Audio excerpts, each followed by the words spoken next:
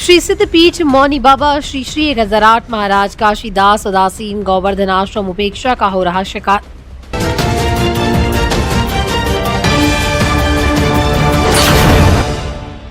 नमस्कार, स्वागत है आपका बेगूसराय न्यूज प्लेटफॉर्म में। मैं हूं आपके साथ खुशी। आइए नजर डालते हैं आज की बड़ी खबर पर।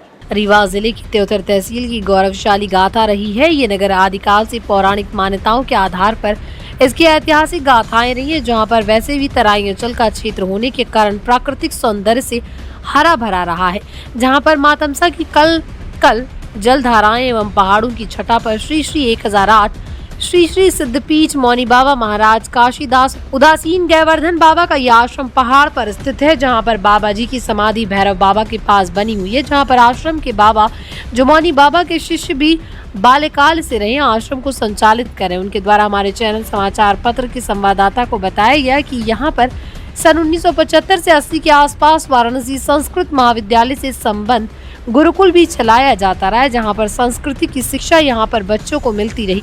आज न तो गुरुकुल है न विद्यालय, केवल आश्रम जीर्णशीर्णावस्था में संचालित है।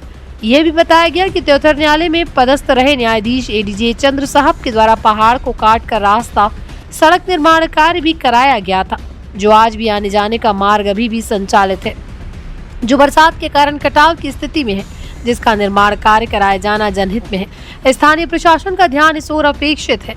वन विभाग के अधिकारियों का ध्यान अपेक्षित है कि इसका सौंदर्यीकरण कराया जाना चाहिए। इस संबंध में अधिवक्ता संघ त्योतर के पूर्व अध्यक्ष ब्रह्म नारायण शर्मा द्वारा पत्राचार के माध्यम से केंद्रीय मंत्री सड़क परिवहन श्री नितिन गडकरी जी का ध्यान भी इस ओर आकृष्ट कराया गया। ये स्थान बहुत ही दिव्य है, जो अधिकारियों की उदासीनता का शिकार हो गया। जिला प्रशासन एवं स्थानीय प्रशासन का ध्यान इस ओर अपेक्षित है। आइए आपको सुनाते हैं यहाँ के स्थानीय लोगों पुजारी जी की जुबानी पहाड़ से सीधे आपके सामने। ग्रामीण द्वारा ये बताया जा रहा है कि यहीं पर समीप में काल भैरव का मंदिर है। आपका क्या शुभ नाम है? हमारा पवन। पवन जी, आप कहाँ के रहने वाले हैं और ये मौनी बाबा के बारे में बताओ, और यहाँ पर कौन कौन सा स्थान देखने योग्य है? अभी यहाँ की धरोहर अब खत्म हो गई है, कोई आते हैं नहीं, न कोई जाते हैं। और नहीं तो पहले था, जब हमारे बचपन काल में मौनी बाबा यहाँ आश्रम लगता था, छोटे छोटे बच्चे पढ़ते रहते थे, तो मतलब लोगों का आना जाना होता था। आना जाना होता था जी। यहाँ पर त्योथर के व्यवसायी भी है, दीपचंद नाम है, इनसे भी मेरी मुलाकात हुई। दीपचंद जी, इस मौनी बाबा के जो पहाड़ के ऊपर हम लोग बैठे, इसके विषय में आप बताएं। यहाँ पे पहले बहुत अच्छी व्यवस्था थी, लेकिन अब सब खंडित हो गई है। मूर्ति उर्ति यहाँ कोई आता नहीं है। शासन प्रशासन का ध्यान इस ओर नहीं जा पाता है। यहाँ तो बहुत अच्छा है, आप देखते हैं कि बिल्कुल प्लेन जगह है ये। अगर यहाँ पर किसी प्रकार के अगर सरकारी आवास वगैरह की व्यवस्था कराया जाए तो यहाँ पर तो बहुत बढ़िया रहेगा। मैं इन्हीं कहा जा सकता है, भोपाल की पुनरावृत्ति यहाँ पर की जा सकती है। जैसे भोपाल बसा है पहाड़ों पे, उसी टाइप का बस जाएगा। सर आप बताएं थोड़ा सा। भैया, यहाँ सन 1980 तक संस्कृत का महाविद्यालय चल रहा था। मौनी बाबा जी अपने तरफ से संस्कृत का महाविद्यालय खुलवाए थे। यहाँ बच्चे पढ़ने आते थे।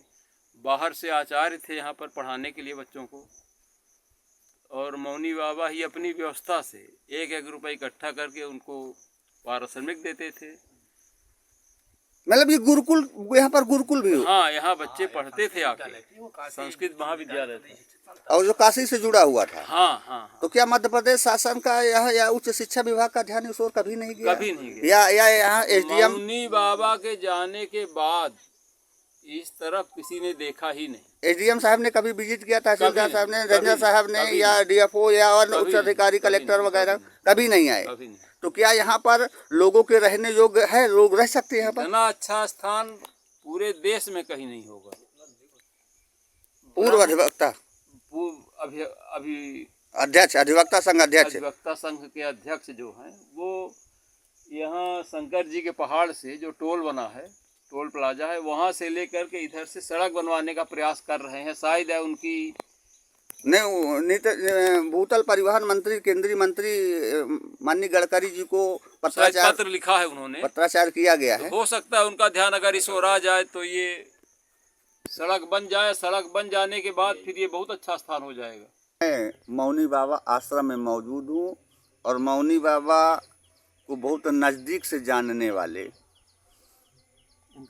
उनके शिष्य जो आज इस स्थान पर मौजूद हैं।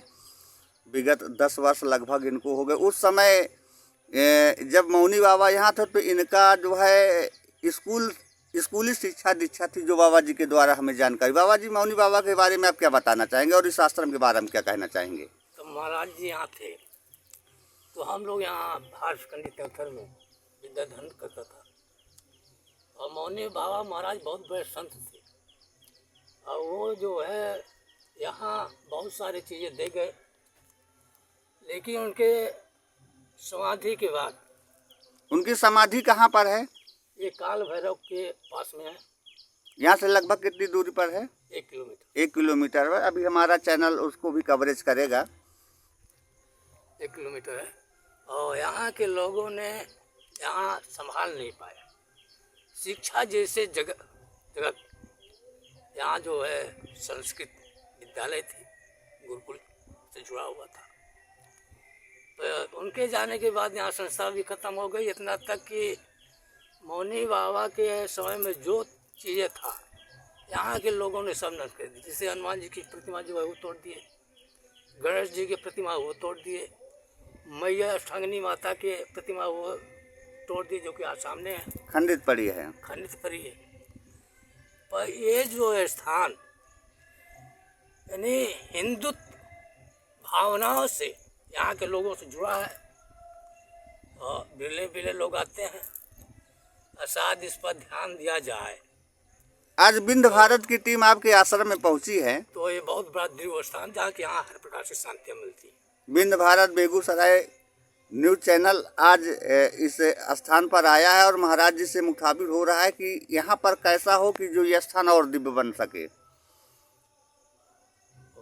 यहाँ तो आज जहाँ जाते हैं लोग, जो दरबारें हैं यानी वहाँ के लोगों के सहयोग से दरबारें बनाई जाती है। ऐसा कोई कार्य नहीं जो संभव ना हो, यदि यहाँ के लोग चाहें। आसपास के यहाँ के एसडीएम साहब और तहसीलदार, रेंज अफसर, जिला कलेक्टर आदि लोगों से आप क्या अपेक्षा करना चाहेंगे मौनी बाबा के लिए?